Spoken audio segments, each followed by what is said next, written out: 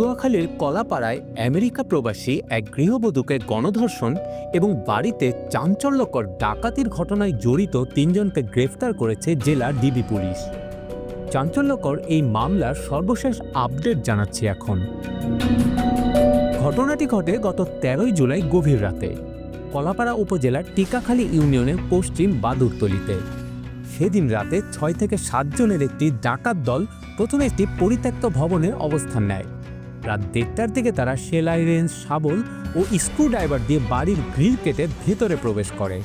ডাকাতরা প্রথমেই বাড়ির মালিক তরিকুল ইসলামের মা ও বোনকে বেঁধে ফেলে। পরে নগদ টাকা, স্বর্ণালংকার এবং একটি মোবাইল ফোন লুট করে। সবচেয়ে ভয়াবহ বিষয় হলো, গ্রেফতার হওয়া আসামিদের মধ্যে আশিস গাইন সহ কয়েকজন মিলে তরিকুলের মার্কিন প্রবাসী স্ত্রীকে পালাক্রমে ধর্ষণ করে। এই সময় অন্যরা পাহারায় থাকে। পরে তথ্য প্রযুক্তি সহায়তা ও গোয়েন্দা তথ্যের ভিত্তিতে ৩ জন প্রধান আসামিকে গ্রেফতার করেছে ডিবি পুলিশ। কাউসারকে ধরা হয় ঝিনাইদহ জেলার মহেশপুর শ্যামপুর বর্ডার এলাকা থেকে। রিপনকে গ্রেফতার করা হয় ঢাকার দারুসালাম থানার টেকনিক্যাল মোড়ের একটি বস্তি থেকে। এ সময় উদ্ধার করা হয় লুট করা মোবাইল ফোনটিও।